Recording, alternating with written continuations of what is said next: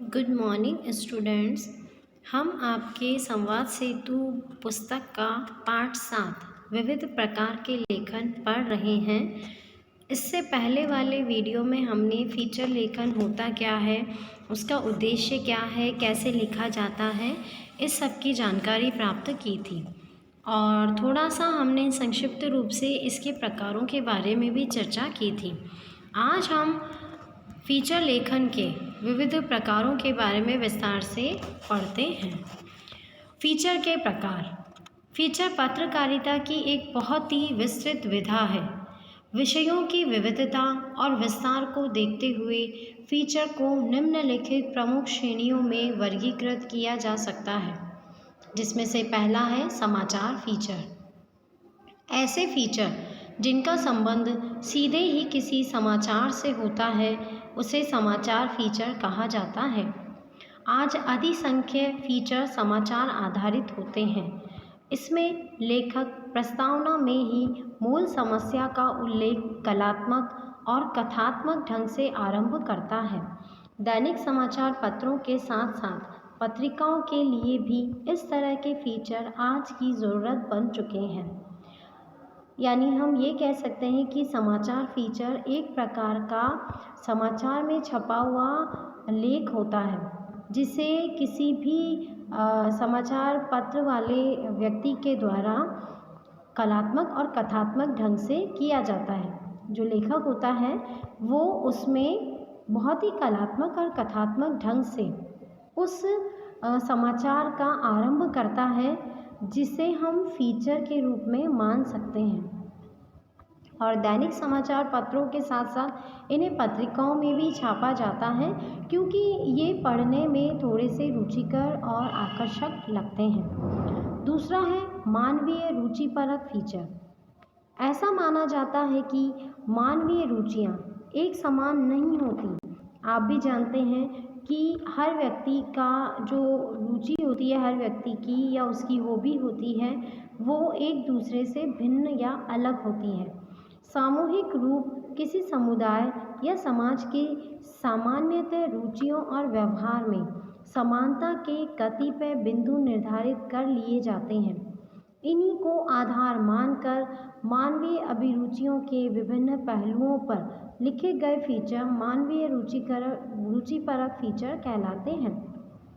यानी हम ये कह सकते हैं कि हर व्यक्ति की जो अलग अलग रुचियाँ होती हैं, उन्हीं में से लेखक के द्वारा क्या किया जाता है, सामूहिक रूप से किसी समुदाय या समाज की जो जनरल जो हम कह सकते हैं कि हॉबी या रुचि होती है, तो उससे वो क्या करता है, उसमें से ही कुछ बिंदु बना लेता है और उन्हीं के आधार पर वो फीचर लेखन करता है, अलग अलग बिंदुओं पर, अलग अलग पहलुओं पर। तो उसे हम मानवीय रुचिकर फीचर कह सकते हैं। तीसरा है व्याख्यात्मक फीचर। व्याख्यात्मक फीचर नाम से ही पता चल रहा है कि इसमें किसी भी बिंदु पर, किसी भी विषय पर जो भी फीचर लिखा जा रहा है वो बहुत ज़्यादा विस्तारित रूप से लिखा जाता है। कभी कभी समाचार पत्रों के लिए प्रेषित समाचार ऐसे भी होते हैं जिनमें घटना अथवा तथ्यों की व्याख्या आवश्यक महसूस होती है। सामाजिक, राजनीतिक, आर्थिक एवं धार्मिक स्थितियों की तथा विविध समस्याओं की भावनात्मक दृष्टि से विवेचना करते हैं। ऐसे फीचर व्याख्यात्मक फीचर कहलाते हैं। यानी हम ये कह सकते हैं कि ऐसे जो फीचर होते हैं वो समाचार पत्रों के लिए प्रेषित होते हैं। साथ में इसमें अलग अलग घटनाओं, अलग अलग तथ्यों की व्याख्या की आवश्यकता होती है। और हमारे सामने लेखक ने कुछ विषय भी लिखे हैं, जैसे सामाजिक हो गया, राजनीतिक हो गया, आर्थिक हो गया या धार्मिक हो गया। इन अलग अलग विविध समस्याओं पर भावनात्मक दृष्टि से विवेचना करते हुए फीचर की व्याख्या की जाती है और ऐसे फीचर फिर व्याख्यात्मक फीचर बनते हैं। चौथा है ऐतिहासिक फीचर। इतिहास के बारे में जानने की अभिरुचि मानव स्वभाव है। इसी जिज्ञासा वृत्ति और स्वाभाविक अभिरुचि के लिए तथ्याधारित कथात्मक प्रस्तुतिकरण ऐतिहासिक फीचर की श्रेणी में आते हैं। यानी हम ये कह सकते हैं कि ऐतिहासिक फीचर जो होते हैं वो हमारी जिज्ञासा या स्वाभाविक जो अभिरुचि है उसके आधार पर अलग अलग तरह की जो किंवदंतियाँ हैं, अलग अलग तरह की जो कथाएं हैं जो कि इतिहास से संबंधित हैं, जिनके बारे में व्यक्ति जानना चाहता है, जिज्ञासु रहता है, तो अपनी जिज्ञासा को शांत करने के लिए भी उस किसी भी तथ्य को वो बहुत ही कथात्मक या कलात्मक ढंग से प्रस्तुतिकरण देकर ऐतिहासिक फीचर के रूप में उसका लेखन करता है। यानी हम ये कह सकते हैं कि जो इतिहास है उसमें से ही किसी भी तथ्य को, किसी भी विषय को अपना लेखन विषय बनाकर कथात्मक प्रस्तुतिकरण के रूप में ऐतिहासिक फीचर की रचना की जाती है। पांचवा है विज्ञान फीचर। वर्तमान में पत्र पत्रिकाओं में विज्ञान संबंधी समाचारों और नए आविष्कारों के बारे में जानकारी का प्रकाशन अब अनिवार्य सा हो गया है। विज्ञान की उपलब्धियों, खगोलीय घटनाओं, चिकित्सा जगत की नई खोजों, इंटरनेट व संचार क्रांति आदि से जुड़े विषयों आदि पर केंद्रित फीचर इस श्रेणी में आते हैं। इस श्रेणी के फीचर लेखन के लिए एक विशेष प्रकार की विशेषज्ञता जरूरी समझी जाती है। विज्ञान संबंधी इन सब जानकारियों को नीरस और उबाऊ होने से बचाने के लिए सरस, सरल और सहज भाषा का प्रयोग किया जाता है। यह फीचर की विधा में ही संभव हो पाता है। हम कह सकते हैं कि विज्ञान फीचर जो है वो विज्ञान संबंधी जितने भी नए आविष्कार हैं, जितनी भी नई खोजें हैं, उन सब से संबंधित होता है। और विज्ञान संबंधी जो पत्र पत्रिकाएं छपती हैं या विज्ञान संबंधी जो अलग से समाचार छापे जाते हैं, उन सब के अंतर्गत हम कह सकते हैं कि विज्ञान फीचर को छापा जाता है। विज्ञान की अलग अलग उपलब्धियाँ, खगोलीय जितनी भी घटनाएं हैं, यानी आकाश में नक्षत्रों से संबंधित जो भी घटनाएं घटित हो रही हैं, चिकित्सा जगत में जितनी भी नई खोजें की जा रही हैं, जैसे अभी कोरोना का समय चल रहा है और कोरोना की वैक्सीन बनाने का प्रयास किया जा रहा है, तो इससे संबंधित जानकारी भी विज्ञान फीचर के रूप में हम दे सकते हैं। इंटरनेट व संचार क्रांति आदि से जुड़े विषयों पर भी हम फीचर बना सकते हैं।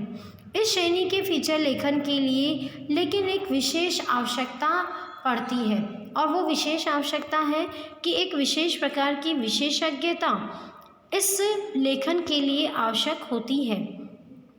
लेखक जो होता है उसे विज्ञान से संबंधित विशेष जानकारी होनी चाहिए। अगर उसे विज्ञान से संबंधित विशेष जानकारी होगी तो ही वो अपने फीचर को बहुत ही कलात्मक और कथात्मक ढंग से प्रस्तुत कर सकता है। अगर उसे विज्ञान संबंधी जानकारी नहीं है तो उसका जो फीचर होगा वो नीरस और उबाऊ हो जाएगा। क्यों? क्योंकि उससे संबंधित जानकारी के अभाव में बहुत ही ज़्यादा सहज, सरल और सरस भाषा का उपयोग वो नहीं कर पाएगा, या जो भी जानकारी वो देना चाहता है उसे तथ्य के आधार पर नहीं दे पाएगा। इसीलिए यह फीचर की विधा जो है वो विज्ञान फीचर में विशेषज्ञता की आवश्यकता होती है। अगला बिंदु है खेलकूद फीचर। समाचार पत्रों में खेल के पृष्ठ युवा पीढ़ी के लिए काफ़ी रुचिकर होते हैं। क्रीड़ा समीक्षक श्री विनोद श्रीवास्तव का कथन है कि खेलकूद का पृष्ठ ही इस बात का प्रमाण है कि दिनचर्या का ये पक्ष समाचार पत्रों के लिए महत्वपूर्ण है। यानी हम ये कह सकते हैं, आप भी देखते हो जो भी न्यूज़पेपर आप पढ़ते हो, उस न्यूज़पेपर के अंदर समाचार पत्रों के लिए एक अलग से खेल पृष्ठ बनाया जाता है। खेल जगत के नाम से या कुछ भी नाम उसे दे दिया जाता है। तो जो समाचार पत्र में जो खेल पृष्ठ होता है या खेल जगत के जो समाचार होते हैं वो युवा पीढ़ी के लिए काफ़ी रुचिकर होते हैं और काफ़ी उनके लिए आवश्यक भी होते हैं। उनकी जानकारी लेने के लिए वो हमेशा उत्सुक रहते हैं। क्रीड़ा समीक्षक श्री विनोद श्रीवास्तव ने भी कहा है कि खेलकूद का पृष्ठ जो है वो इस बात का प्रमाण है कि दिनचर्या का यह पक्ष समाचार पत्रों के लिए महत्वपूर्ण है कि खेलकूद के लिए विशेष रूप से एक पृष्ठ का निर्माण किया गया है जो इस बात को दिखाता है या दर्शाता है कि खेलकूद का ये जो पृष्ठ है, यानी ये खेलकूद जो है वो हमारे जीवन का, हमारी दिनचर्या का एक महत्वपूर्ण हिस्सा है और समाचार पत्रों में भी इसकी आवश्यकता महत्वपूर्ण है। किसी राष्ट्रीय पर्व या स्थिति विशेष में भले ही पाठक की दृष्टि संबंधित समाचारों की ओर अधिक हो, यानी कोई और विशेष पर्व है, कोई विशेष दिन है, विशेष समय है, तो उसमें हम कह सकते हैं कि जो पाठक है उसकी दृष्टि संबंधित समाचारों में जा सकती हैं, लेकिन खेलकूद के प्रति रुचि व्यापक है। लेकिन हर व्यक्ति को, चाहे बड़ा है चाहे छोटा है, उसे और ख़ासकर युवा पीढ़ी जो होती है उसे खेल कूद की जानकारी लेने के लिए हमेशा उत्सुकता बनी रहती है। तो यह उनके रुचि का विषय है, चाहे पाठक खिलाड़ी हो अथवा नहीं, चाहे पाठक जो है वो खिलाड़ी है चाहे नहीं है, लेकिन उसे इन सब की जानकारी प्राप्त करना अनिवार्य महसूस होता है। अतः समाचारों से इतर खेल संबंधी जानकारी को फीचर के स्वरूप प्रस्तुत किया जाता है और इसीलिए समाचारों से अलग हटाकर खेल संबंधी जानकारी को दिखाया जाता है, लिखा जाता है और हम कह सकते हैं कि वही फीचर लेखन के रूप में प्रस्तुतिकरण होता है। अगला बिंदु है 7 नंबर का पर्वोत्सवी फीचर। पर्वोत्सवी फीचर का नाम से ही पता चल रहा है कि हमारे देश में 2 प्रकार के त्यौहार मनाए जाते हैं। एक होता है जो लोक जीवन पर आधारित है या हमारी संस्कृति और परंपराओं से आधारित है, और दूसरा है राष्ट्रीय पर्व। और भारत क्योंकि विविधताओं का देश है, भारत में अलग अलग तरह के लोग रहते हैं, अलग अलग जातियों और संप्रदाय के लोग रहते हैं, तो हमारे यहाँ पर तो नित्य नए त्यौहार मनाए जाते हैं। भारत विविधताओं का देश है जिसमें विविध परंपराओं का समावेश है। अलग अलग परंपराएं हैं, अलग अलग संस्कृति है और उन्हीं के आधार पर रोज़ कोई ना कोई नया त्यौहार या पर्व हमारे देश में होता ही है। समय समय पर समाज अथवा लोक जीवन में अनेक पर्वों और उत्सवों का आयोजन किया जाता है और समय समय पर हमारे जो दिन भर का या लोक जीवन जो है उसमें अलग अलग पर्व और उत्सवों का आयोजन होता है। कई उत्सव राष्ट्रीय स्तर पर भी मनाए जाते हैं और कई क्षेत्रीय होते हैं। राष्ट्रीय स्तर पर मनाए जाने वाले, जैसे पूरा देश एक साथ उन त्योहारों को, उन पर्वों को मना रहा है, जैसे हम होली और दीपावली, रक्षाबंधन, इन त्योहारों को राष्ट्रीय स्तर का मान सकते हैं। और कुछ क्षेत्रीय होते हैं जिसे क्षेत्र विशेष में ही मनाए जाते हैं, किंतु प्रत्येक उत्सव का अपना एक महत्व होता है और उसकी पृष्ठभूमि में कोई कथा अथवा इतिहास भी जुड़ा है। हर पर्व के पीछे कोई ना कोई कहानी, कोई ना कोई कथा ज़रूर होती है और कोई ना कोई इतिहास भी जुड़ा होता है। इन्हीं सब को वर्तमान के साथ जोड़कर प्रासंगिक बनाने का कार्य भी फीचर में सहज रूप में किया जा सकता है। तो पर्वोत्सवी फीचर के अंतर्गत इन सभी पुरानी ऐतिहासिक कथाओं को वर्तमान के साथ में जोड़कर उसे वर्तमान में प्रासंगिक बनाकर फीचर के रूप में लिखा जाता है, जो कि रुचिकर और कथात्मक होता है और पाठकों को वो रुचिकर भी लगता है। अब है अगला बिंदु 8 नंबर, विशेष घटनाओं पर आधारित फीचर। युद्ध, बाढ़, बम विस्फोट, हवाई दुर्घटना आदि पर आधारित फीचर किसी भी अखबार को विशिष्ट बना देते हैं। इस तरह के फीचर अब इलेक्ट्रॉनिक माध्यमों में भी खूब लोकप्रिय होने लगे हैं। हमारे देश में कई बार युद्ध छिड़ जाता है, कई बार प्राकृतिक आपदाएं आ जाती है, जिसमें हम कह सकते हैं कहीं पर भूकंप आ गया, कहीं बाढ़ आ गई, कहीं अकाल और सूखे की स्थिति हो जाती है, कहीं पर आतंकवादियों के द्वारा बम विस्फोट कर दिया जाता है, कई बार हवाई दुर्घटनाएं हो जाती हैं, कई बार हवाई जहाज़ को हाईजैक कर लिया जाता है या फिर कोई दुर्घटनाग्रस्त हवाई यान दुर्घटनाग्रस्त हो जाता है। तो इन सब पर आधारित फीचर जो होते हैं वो अखबार को विशिष्ट बना देते हैं। क्योंकि इस प्रकार की घटनाओं को जब फीचर के रूप में अखबार में लिखा जाता है तो बहुत ही कथात्मक, कलात्मक और रुचिकर ढंग से लिखा जाता है, जो कि दर्शकों के आकर्षण का बिंदु बन जाता है। और इस तरह के बिंदु पर आधारित जो फीचर है वो इलेक्ट्रॉनिक माध्यमों में भी खूब लोकप्रिय होने लगे हैं, क्योंकि इलेक्ट्रॉनिक माध्यमों में इस तरह के फीचर को लिखने के लिए या दिखाने के लिए उनके पास में बहुत सारे वीडियो और बहुत सारी चीज़ें होती हैं।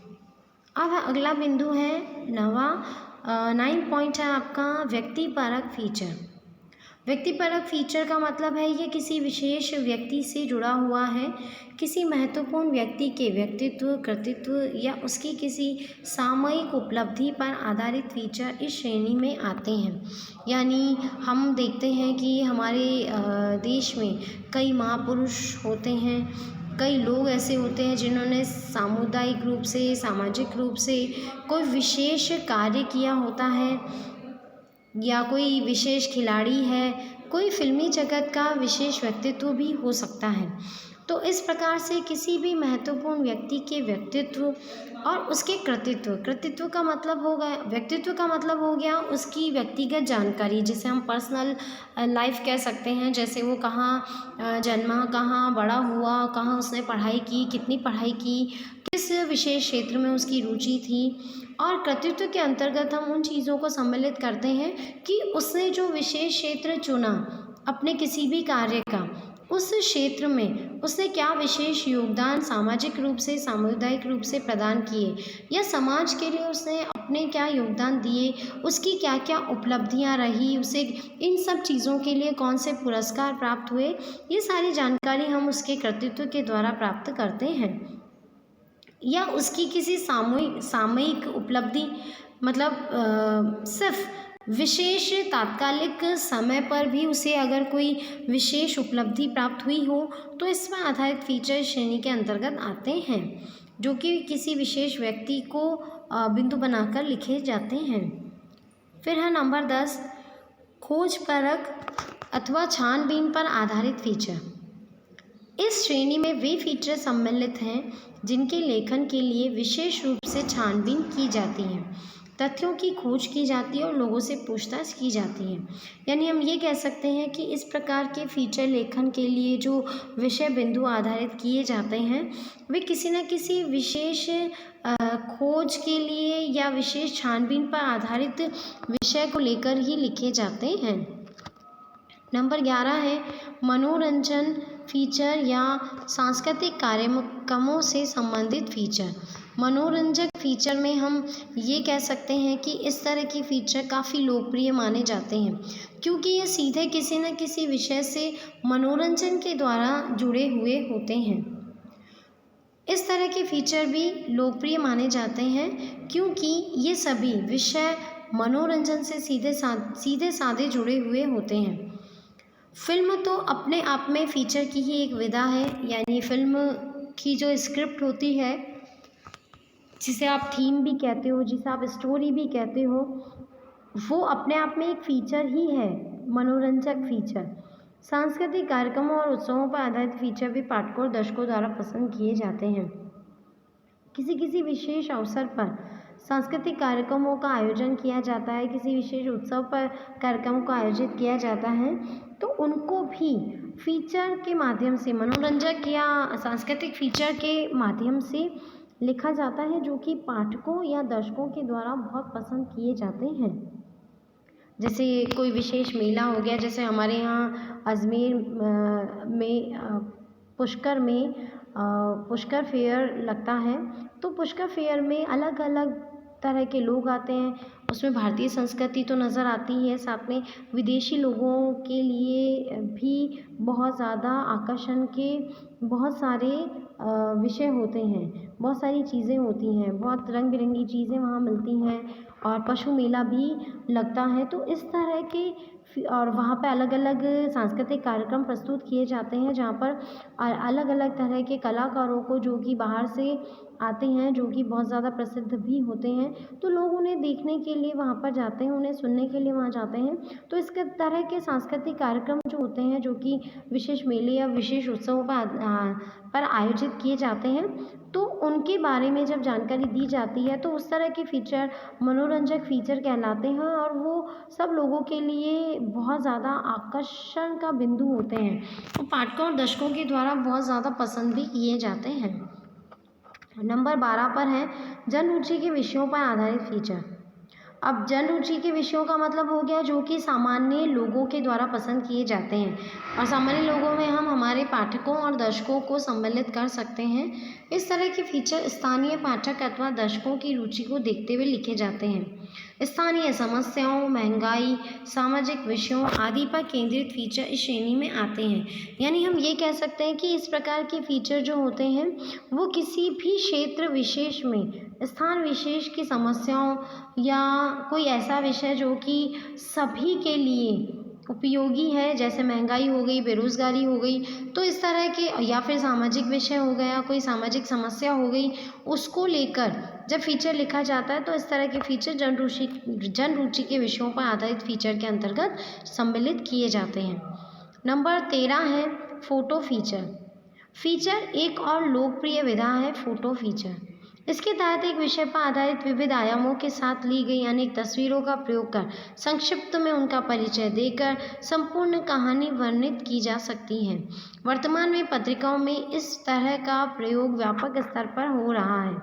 फ़ोटो फीचर में हम ये कह सकते हैं कि किसी भी एक विषय पर बहुत सारी तस्वीरें ली जाती हैं, अलग अलग आयामों से, अलग अलग एंगल से फ़ोटोज़ ली जाती हैं, और फिर उन फ़ोटोज़ का उपयोग करते हुए या उन तस्वीरों का उपयोग करते हुए संक्षिप्त रूप से उनका परिचय देकर पूरी कहानी एक तस्वीरों के माध्यम से ही हम कह सकते हैं कि एक कहानी को वर्णित किया जाता है या प्रस्तुत किया जाता है। ऐसे फीचर फ़ोटो फीचर कहलाते हैं, क्योंकि इसमें ज़्यादा तस्वीरों का और फ़ोटो का उपयोग किया जा रहा है। वर्तमान में जितनी भी पत्रिकाएं हैं उन सब में इस प्रकार की फ़ोटो फीचर का उपयोग ज़्यादा किया जाता है, क्योंकि ये बहुत ही मनोरंजक ढंग से प्रस्तुत किया जाता है, और दर्शकों को सिर्फ पढ़कर ही कहानी को नहीं समझना होता, बल्कि तस्वीरों को देखकर भी समझना होता है, तो वो बहुत ज़्यादा रुचिकर लगता है। अंतिम बिंदु है आपका 14 नंबर का इलेक्ट्रॉनिक माध्यमों के फीचर। इलेक्ट्रॉनिक माध्यमों में हमने पहले पढ़ा था कि रेडियो और टेलीविज़न को हम सम्मिलित करते हैं, तो रेडियो अथवा टेलीविज़न समाचारों में भी अब फीचर का खूब इस्तेमाल हो रहा है। रेडियो रूपक तो पहले से ही काफ़ी लोकप्रिय थे, लेकिन अब टेलीविज़न समाचार चैनल भी फीचर का उपयोग करने लग गए हैं। डिस्कवरी और नेशनल ज्योग्राफिक्स जैसे चैनलों के फीचर तो किसी भी दर्शक को बांध देते हैं। आप इसमें ये मान सकते हैं कि जो डिस्कवरी ऑफ इंडिया है या फिर नेशनल ज्योग्राफी वाले जो चैनल्स आप टीवी पर देखते हैं, उसमें वो अलग अलग पशुओं के बारे में, अलग अलग स्थानों के बारे में जानकारी देते हैं। तो इस तरह के फीचर जो होते हैं वो दर्शकों को बहुत ज़्यादा पसंद आते हैं। तो टेलीविज़न के द्वारा या रेडियो के द्वारा तो उनकी जानकारी मात्र सुनाई दी जा सकती है, लेकिन टेलीविज़न के द्वारा आपको वो समाचार सुनने के साथ साथ देखने को भी मिलता है। यानी अलग अलग जानवरों की, अलग अलग स्थानों की अलग अलग तस्वीरें आपको दिखाई देती हैं, तो वो बहुत ज़्यादा आकर्षक लगता है। विषय वस्तु पर आधारित वर्गीकरण के अलावा भी फीचर की अनेक अन्य श्रेणियां हैं। वर्तमान में ग्राफिक्स आधारित फीचर भी काफ़ी लोकप्रिय हैं। हमने जो ये 14 पॉइंट पढ़े, उसके अलावा भी लेखक का मानना है कि ग्राफिक फीचर भी हो सकते हैं जो कि ज़्यादा लोकप्रिय बनाए जा सकते हैं। व्यंग और हास्य चित्रों पर आधारित रूपक का भी अलग स्वरूप है, तो व्यंग और हास्य चित्रों से संबंधित फीचर लेखन भी किए जा सकते हैं। तिथियों पर आधारित रूपक भी कम महत्वपूर्ण नहीं होते। प्रसिद्ध व्यक्तियों के जन्मदिन, उनकी जयंती, प्रमुख राष्ट्रीय और धार्मिक पर्व आदि पर लिखे जाने वाले फीचर भी इसी श्रेणी के अंतर्गत ही सम्मिलित किए जा सकते हैं, जो कि इलेक्ट्रॉनिक माध्यमों के फीचर में के अंतर्गत आते हैं। ये थे हमारे फीचर लेखन के द्वारा किए गए जो प्रकार हैं, अलग अलग जो प्रकार हैं कि फीचर लेखन किस प्रकार से किया जाता है और कैसे कैसे इतने सारे प्रकारों के अंतर्गत हमने अलग अलग विषय बिंदुओं को इसमें सम्मिलित किया है। अब हम बात करते हैं अगले बिंदु की, जो कि है फीचर की रचना और लेखन। हमने ये तो जान लिया कि फीचर क्या होता है और ये भी जान लिया कि फीचर किस प्रकार से लिखा जाता है, कितने अलग अलग प्रकारों से हम फीचर लेखन को देख सकते हैं। अब हम बात करते हैं फीचर की रचना और लेखन की फीचर को लिखा कैसे जाता है या उसके क्या क्या तत्व हो सकते हैं। तो हमारे सामने एक चित्र है जिसमें फीचर लेखन के तत्व लिखे गए हैं। तो फीचर लेखन के तत्वों में हम कह सकते हैं कि तथ्यों का सबसे पहले तो हम कह सकते हैं शीर्षक होता है, फिर तथ्य संग्रहित किए जाते हैं, फीचर का उद्देश्य क्या है ये बताया जाता है, उसका प्रस्तुतिकरण किस तरह से दिया जाता है और उसकी साज सज्जा। तो साज सज्जा कैसे, शब्दों के माध्यम से किस प्रकार से साज सज्जा उसकी की जाती है। फीचर लेखन पत्रकारिता की एक ऐसी विधा है जिसमें लेखन को किसी खास सीमा में नहीं बांधा जा सकता। फीचर रचना का मुख्य नियम यह है कि फीचर आकर्षक, तथ्यात्मक और मनोरंजक होना चाहिए।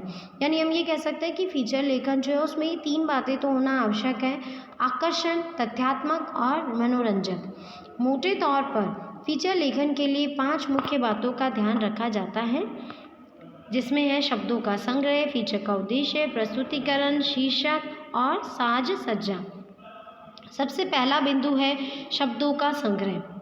जिस विषय या घटना पर फीचर लिखा जाना है उससे जुड़े तथ्यों को एकत्र करना सबसे ज़रूरी काम है। सबसे पहले आपने जो भी विषय, जो भी घटना, जो भी बिंदु चुना है फीचर लेखन के लिए, आप उससे जुड़े हुए तथ्यों को एकत्रित करेंगे।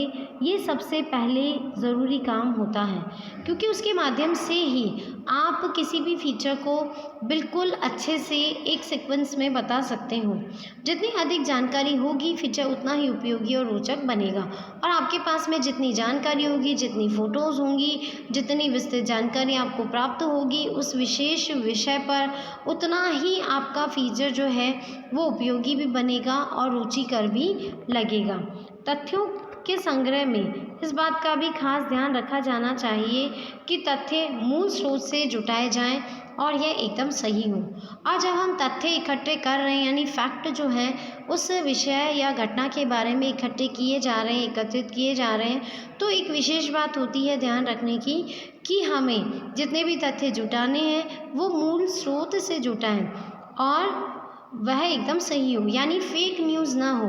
कोई ऐसी जानकारी हम ना लिख दें जो कि संदिग्ध हो, जो कि गलत हो, तो आपका जो फीचर है वो गलत नज़र आएगा।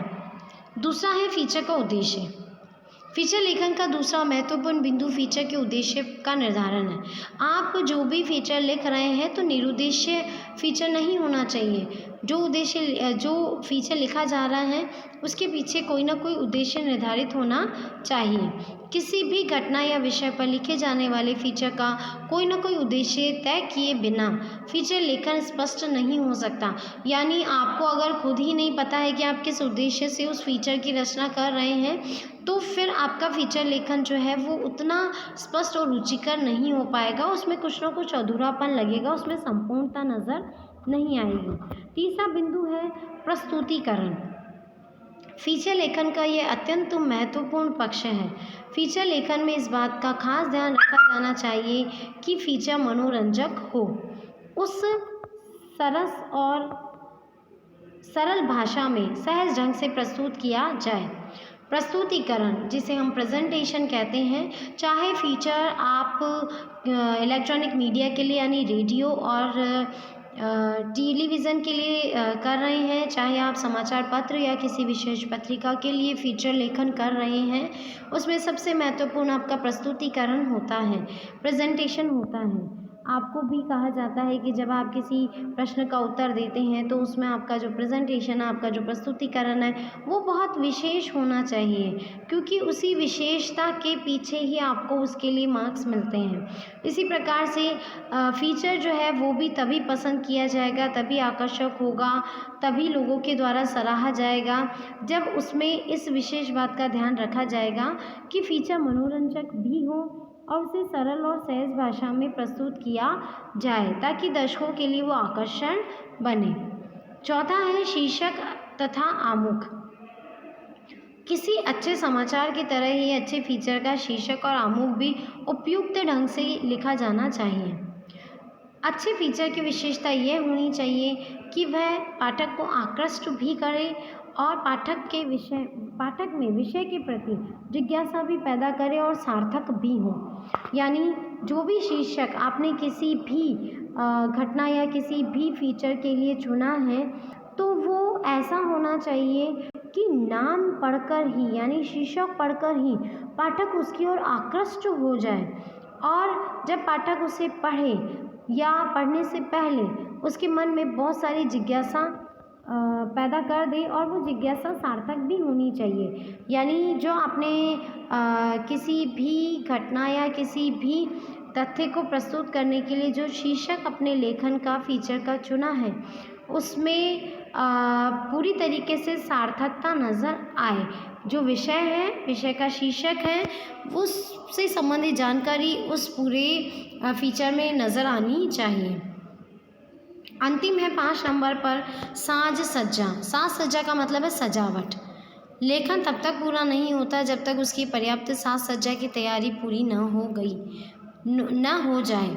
फीचर के साथ इस्तेमाल होने वाले चित्रों, रेखा चित्रों और ग्राफिक्स का चयन भी फीचर रचना का एक ज़रूरी पहलू है। फीचर लेखन तब तक पूरा नहीं माना जाता जब तक कि उसकी पर्याप्त साज सज्जा ना की गई हो। साज सज्जा का मतलब यहाँ ऊपर से कोई डेकोरेशन करना नहीं है, बल्कि फीचर के साथ जो भी इस्तेमाल होने वाले चित्र हैं, संबंधित जानकारी देने वाली रेखा चित्र हैं, ग्राफिक्स हैं, या उससे संबंधित कोई पिक्चर है, फ़ोटो है, तो उसका भी चयन बहुत ही सुंदर तरीके से किया जाना चाहिए, और वो चयन करके उसके साथ में यथास्थान उसे प्रस्तुत करना चाहिए।